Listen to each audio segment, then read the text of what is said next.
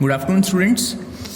Physics का हुण तक जिहड़ा मेजर आपां कॉन्सैप्चुअल टॉपिक कीता सीगा that was fundamental forces of nature, जिहदे आपां चार फंडामेंटल फोर्सिस बारे स्टडी कीता सीगा। Gravitational force, electromagnetic force, weak nuclear force and strong nuclear force. हुण आपां अगला जिहड़ा टॉपिक हैगा इस तो बाद फर्स्ट चैप्टर अपना कंप्लीट हो जाऊगा, वो करन लगे हां that is conservation laws. Conservation laws देखो, कॉन्जरवेशन च सब तो पहले इस टर्म का आप मीनिंग देख लें कि होंगे। कंजर्वड रहना मतलब सेम रहना, टाइम के नाल चेंज ना होना। फिजिक्स देखो आप बहुत सारिया फिजिकल क्वांटिटीज़ के नाल डील करना है। For example mass, weight, energy, work done, speed, velocity, acceleration, distance, displacement, होर भी बहुत सारिया क्वांटिटीज़ ने। Plus one and plus two बहुत सारिया नवी नवी क्वांटिटीज़ नाल आप डील करते ही रहना। Linear momentum, angular momentum. लेकिन इन्होंने सारिया क्वांटिटीज़ चो देखो कुछ क्वांटिटीज़ तो इदां दी होंदियां ने जिहड़ियां टाइम के नाल चेंज हो जांदियां। एक टाइम तो इन्हां दी वैल्यू हो सकता कुछ होर होवे, दूजे टाइम तो हो सकता है इहदी वैल्यू कुछ होर होवे, ठीक है। लेकिन कुछ क्वांटिटीज़ फिजिक्स के विच इदां दियां होंदियां ने जिहड़ियां टाइम के नाल चेंज नहीं होंदियां। दैट मीनस वो की रहिंदियां ने, सेम रहिंदियां ने। इन्हूं आपां फिजिक्स की टर्म्स से कहने कि वो कंजर्वड क्वांटिटीज़ ने। कंजर्व मतलब सेम रहना, चेंज ना होना, ठीक है। उन्हां दी लॉज बारे आपां पढ़ना है। कॉन्जरवेशन लॉज का लिटरली मीनिंग यही है कि इदां दी क्वांटिटीज़ दे नाल आपां इदां दी क्वांटिटीज़ नूं स्टडी आपां करांगे जिहड़ियां टाइम दे नाल की रहिंदियां ने, ऑलवेज कंजर्वड रहिंदियां ने। किहड़ियां इदां दियां क्वांटिटीज़ ने पहलां वो देख लैंदे आ। First one is the charge, then we have mass या फिर energy. Third one is linear momentum. Linear momentum बारे 9th क्लास से थोड़ा बहुत पढ़िया होगा। And fourth one is angular momentum. ये चार इदां दियां फिजिकल क्वांटिटीज़ ने जिहड़ियां टाइम दे नाल कदे भी वैरी नहीं करदियां। कुछ हालांकि पर्टिकुलर कंडीशनस भी ने जिन्हां दे अंडर ये कॉन्जरवेशन लॉज वैलिड होंदे ने। वो च बाद चों गल करांगे जदों एक एक क्वांटिटी आपां प्रॉपरली अंडरस्टैंड करांगे डीपली, ठीक है। So starting with the conservation of charge. Conservation of charge, let's suppose तुहाडे कोल कोई भी दो सर्फिसिस ने। For example you have a glass rod, ये चीज़ नोट्स च भी मैंशन है हालांकि। And you have a silk cloth. तुसीं की कीता, इन्हां दोनों चीज़ों को एक दूजे दे नाल रब किया। इस ग्लास रोड में इस सिल्क के क्लोथ नाल जो तुसीं रब करोगे, रगड़ोगे, इन्हां दोनों के उत्ते की होगा, कोई ना कोई चार्ज इंड्यूस हो जाऊगा। After rubbing you will see जिहड़ी ग्लास रोड हैगी है ये उत्ते पॉजिटिव चार्ज आ जाएगा बिकॉज इन्हें इलैक्ट्रॉन्स लूज किए ने, ठीक है। जिहड़ी बॉडी इलैक्ट्रॉन्स नूं लूज करती है उहदी किहड़ा चार्ज आता है, पॉजिटिव चार्ज। सिमिलरली जिहड़ा एक सिल्क का क्लोथ सीगा इहदे उत्ते की आ जाऊगा स्लाइटली नैगेटिव चार्ज आ जाऊगा बिकॉज इन्हें इलैक्ट्रॉन्स गेन किए ने। इलैक्ट्रॉन्स से नैगेटिव चार्ज होंदा ना, जिथे इलैक्ट्रॉन जाऊगे ऑफकोर्स उत्ते नैगेटिव चार्ज आ जाऊगा। जिहड़ा लूज करूगा इलैक्ट्रॉन्स उत्ते पॉजिटिव चार्ज आ जाऊगा। लेकिन ओवरऑल देखो जो इनीशियली पहला आप गल करिए रब करन तो पहला ये तो कोई चार्ज सीगा नहीं, जीरो। ये तो कोई चार्ज सीगा बिल्कुल नहीं, zero. That मीनस total initial charge कितना सीगा, जीरो। कॉन्जरवेशन ऑफ चार्ज का मतलब यह है कि इन्होंने दोनों चीज़ों जो आपस में आप रब भी करांगे ना तो भी टोटल चार्ज इन्होंने दोनों का कितना होगा, जीरो, ठीक है। ये उत्ते फॉर एग्जांपल देखो पॉजिटिव चार्ज है। लेट्स सपोज आपको नहीं पता कितना पॉजिटिव चार्ज है। लेट्स सपोज आप मन के चलते हैं, लेट्स सपोज प्लस क्यू, ठीक है। ये उत्ते प्लस क्यू का पॉजिटिव चार्ज है। फॉर एग्जांपल हो सकता है +5 कूलम, +1 कूलम, +0.1 कूलम, कोई भी इन्ना जो एक पर्टिकुलर वैल्यू हो सकती है। मैं एक पर्टिकुलर वैल्यू लेट्स सपोज ले लेना 0.1 coulomb for the sake of simplicity, so that तुहानू आइडिया लग जाए। जे ए ते +0.1 कूलम का चार्ज है ना तो जिहड़ा आह सिल्क का कपड़ा हैगा ये ते कितना होगा, -0.1 कूलम का चार्ज। बस साइन का फर्क है। देखो ये तो पॉजिटिव चार्ज है, ये तो नैगेटिव चार्ज है। मैगनीट्यूड सेम है, ये तो भी 0.1, ये तो भी 0.1। ता ही देखो दोनों जो तुम एडअप करोगे कितना होगा, 0, ठीक है। कदे भी ये नहीं हो सकता कि तुम इन्होंने दोनों रब किया, इनीशियली 0 चार्ज सीगा, ये तो 5 कूलम चार्ज आ गया, ये तो -2 कूलम चार्ज आ गया। बिकॉज इदां के केस से कॉन्जरवेशन ऑफ चार्ज की तो वायलेशन होगी, ठीक है। सो ये है अपना पहला law, conservation of charge. Then आप गल करते हैं सैकेंड कॉन्जरवेशन लॉ की, that is conservation of mass या फिर एनर्जी। कॉन्जरवेशन ऑफ एनर्जी तुसी छोटियां क्लासेस से भी पढ़िया होगा कि energy is always conserved. Energy can neither be created nor be destroyed but it can be converted into one form to another form. Energy ਦੀ ਇੱਕ ਫਾਰਮ ਨੂੰ ਆਪਾਂ ਕਿਸੇ ਦੂਸਰੀ ਫਾਰਮ 'ਚ ਕਨਵਰਟ ਕਰ ਸਕਦੇ ਹਾਂ, ਬਟ ਐਨਰਜੀ ਨੂੰ ਨਾ ਤਾਂ ਆਪਾਂ ਕ੍ਰੀਏਟ ਕਰ ਸਕਦੇ ਹਾਂ ਨਾ ਆਪਾਂ ਡਿਸਟਰੋਏ ਕਰ ਸਕਦੇ ਹਾਂ। ਇਹ ਕੰਜ਼ਰਵੇਸ਼ਨ ਆਫ ਐਨਰਜੀ ਹੈ, ਛੋਟੀ ਕਲਾਸਿਸ 'ਚ ਪੜ੍ਹਿਆ ਹੋਇਆ ਤੁਸੀਂ। ਕੰਜ਼ਰਵੇਸ਼ਨ ਆਫ ਮਾਸ ਵੀ ਪੜ੍ਹਿਆ ਹੋਊਗਾ 10th ਕਲਾਸਿਸ 'ਚ, ਕਿ ਜਿਹੜਾ ਮਾਸ ਹੈ ਉਹ ਵੀ ਇੱਕ ਇੱਦਾਂ ਦੀ ਕੁਆਂਟਿਟੀ ਹੈ ਜਿਹਨੂੰ ਆਪਾਂ ਨਾ ਤਾਂ ਕ੍ਰੀਏਟ ਕਰ ਸਕਦੇ ਹਾਂ ਨਾ ਆਪਾਂ ਡਿਸਟਰੋਏ ਕਰ ਸਕਦੇ ਹਾਂ, ਰਾਈਟ। ਲੇਕਿਨ ਦੇਖੋ ਇੱਥੇ ਮੈਂ ਮਾਸ ਸਲੈਸ਼ ਐਨਰਜੀ ਕਿਉਂ ਪਾਇਆ, ਬਿਕੋਜ਼ ਮਾਸ ਤੇ ਐਨਰਜੀ ਇਹ ਦੋਨੋਂ ਇੰਟਰ ਕਨਵਰਟੀਬਲ ਹੁੰਦੀਆਂ ਨੇ। ਮਾਸ ਤੋਂ ਆਪਾਂ ਐਨਰਜੀ ਬਣਾ ਸਕਦੇ ਹਾਂ ਐਂਡ ਐਨਰਜੀ ਤੋਂ ਆਪਾਂ ਮਾਸ ਬਣਾ ਸਕਦੇ ਹਾਂ, ਠੀਕ ਹੈ। ਮਾਸ ਤੋਂ ਐਨਰਜੀ ਕਿੱਦਾਂ ਬਣਾ ਸਕਦੇ ਹਾਂ? ਫੋਰ ਐਗਜ਼ਾਮਪਲ ਲੈਟਸ ਸਪੋਜ਼ ਤੁਹਾਡੇ ਕੋਲ ਕੋਇਲਾ ਹੈ ਜਾਂ ਫਿਰ ਲੱਕੜ ਹੈ, ਉਹਨੂੰ ਜੋ ਤੁਸੀਂ ਬਰਨ ਕਰਦੇ ਹੋ, ਉਹਨੂੰ ਅੱਗ ਲਾਉਂਦੇ ਹੋ, ਤੁਹਾਨੂੰ ਸਿੱਕਾ ਮਿਲਦਾ ਉੱਥੋਂ, ਹੈ ਨਾ। That means heat energy produce ਕਰ ਰਹੀ ਹੈ ਉਹ ਚੀਜ਼। ਦੈਟ ਮੀਨਸ ਮਾਸ ਤੋਂ ਆਪਾਂ ਕੀ ਪ੍ਰੋਡਿਊਸ ਕੀਤੀ? ਐਨਰਜੀ ਪ੍ਰੋਡਿਊਸ ਕੀਤੀ। ਸਿਮਿਲਰਲੀ ਐਨਰਜੀ ਤੋਂ ਵੀ ਮਾਸ ਬਣ ਸਕਦਾ ਹੈ। ਫੋਰ ਐਗਜ਼ਾਮਪਲ ਜਦੋਂ ਇਸ ਯੂਨੀਵਰਸ ਦੀ ਕ੍ਰੀਏਸ਼ਨ ਹੋਈ ਸੀਗੀ ਉਦੋਂ ਮਾਸ ਨਹੀਂ ਸੀਗਾ, ਰਾਈਟ। ਦੇਰ ਵਾਜ਼ ਓਨਲੀ ਐਨਰਜੀ। ਸਟਾਰਟਿੰਗ 'ਚ ਦੇਰ ਵਾਜ਼ ਨੋ ਮਾਸ, देयर वॉज एनर्जी। एनर्जी का च ट्रांसफॉर्म हुई है मास से, जोड़ा मास आप अपने आले दुआले देख पा रहे हैं, ठीक है। दैट मीनस दोनों क्वांटिटीज़ एक दूजे च की ने इंटर कन्वर्टीबल ने, एक ही सिक्के के जिवें आपां कहने दो पहलू ने, ठीक है। जो मास है तो एनर्जी बन सकती है, जो एनर्जी है तो मास बन सकती है। दैट मीनस आपां किवें कहने कि किसी भी सिस्टम का total mass plus total energy जिहड़ी हैगी है वो ऑलवेज की रहिंदी है, कंजर्वड रहिंदी है, ओके। कदी कदाई हो सकता तुहानूं देखण च लगे कि मास तो घट गया किसी भी पर्टिकुलर सिस्टम का, बट उदां दे केस 'च की होया होगा? मास एनर्जी 'च कन्वर्ट होया होगा, ठीक है। सिमिलरली जे तुहानूं कदे लगदा है कि किसी सिस्टम की एनर्जी घट गई, हो सकता है तुहानूं चैक करना पऊगा, हो सकता है उस केस 'च एनर्जी मास 'च कन्वर्ट हो गई होवे, ठीक है। एल्बर्ट आइनस्टाइन एक साइंटिस्ट सीगे काफ़ी फेमस, उन्होंने एक इक्वेशन दी सी E is equals to MC²। ये इक्वेशन बहुत ज़्यादा इंपॉर्टेंट है, तुहानूं पता होनी चाहिए है। ਇਹਦਾ मतलब आही है कि एनर्जी तो आप मास बना सकते हैं, किन्ना मास बना सॉरी किन्ने मास तो आप किन्नी एनर्जी बना सकते हैं वो आप इत्थों कैलकुलेट कर सकते हैं। एक सिंपल जो न्यूमेरिकल है, ये तुहाडा काम है, तुहानूं सॉल्व करना है न्यूमेरिकल सारिਆਂ ने, ठीक है। नाले मैनूं पता लग जाएगा तुहाडे चों किन्ने स्टूडेंट्स सिंसीयरली वीडियोज़ वॉच कर रहे हैं। लेट्स सपोज एक मास हैगा 10 kg का, right.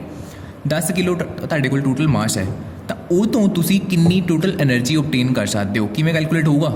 E is equals to MC²। तो ये बस वैल्यूज़ पुट करनी है तुसी।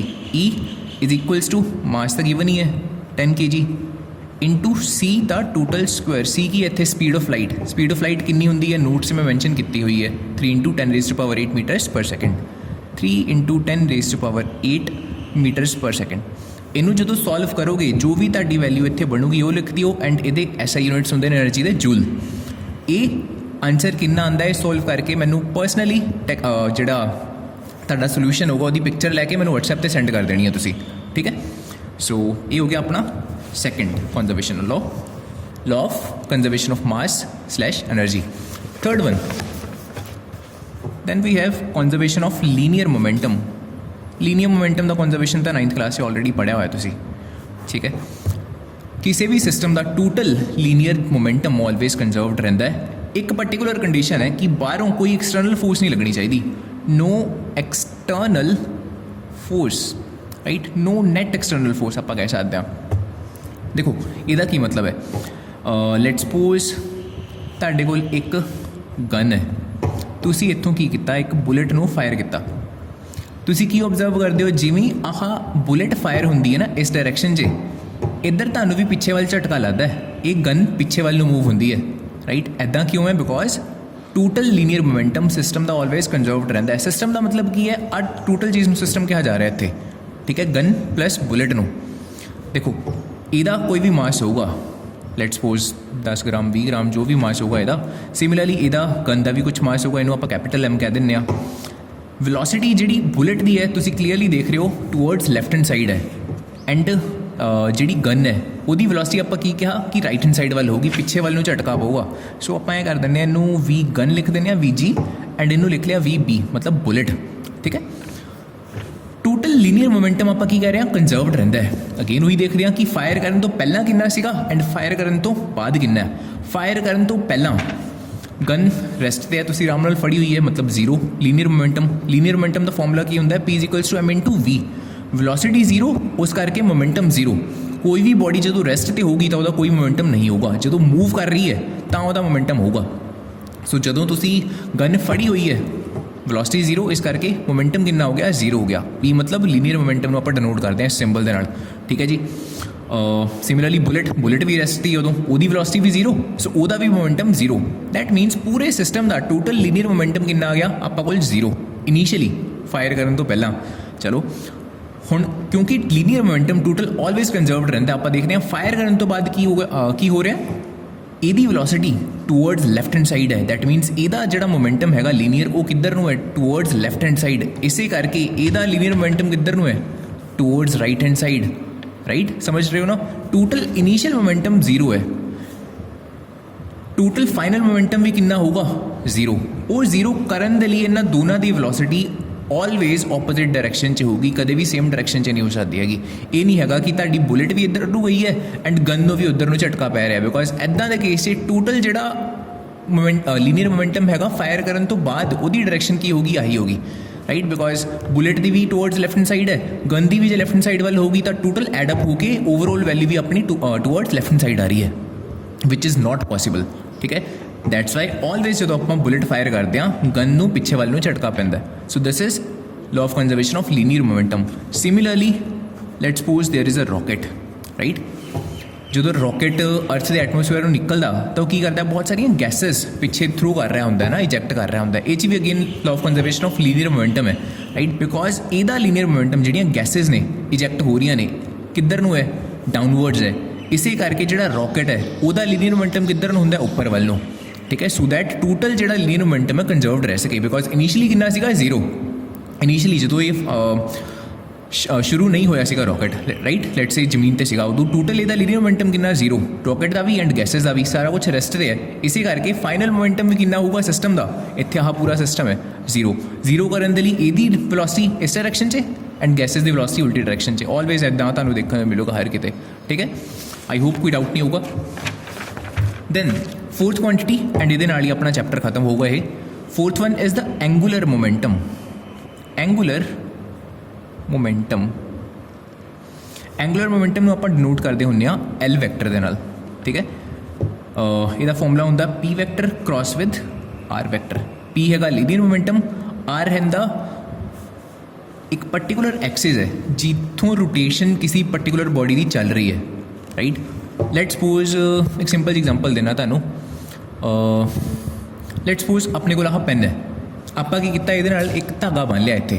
राइट, उस धागे के एंड के उत्ते कोई तुसी लेट सपोज कोई पत्थर हो गया, कुछ भी रोड़ी हो सकती है, कुछ भी चीज़ बन ली धागे दे नाल एंड उन्होंने तुसी की कर रहे हो, रोटेट कर रहे हो ये around. Right, something like that. Then ਇਹਦੀ ਜਿਹੜੀ एक्सिस ऑफ रोटेशन है उतों किन्नी दूर घूम रहा है कोई भी ऑब्जेक्ट, वो हैगा ये आर।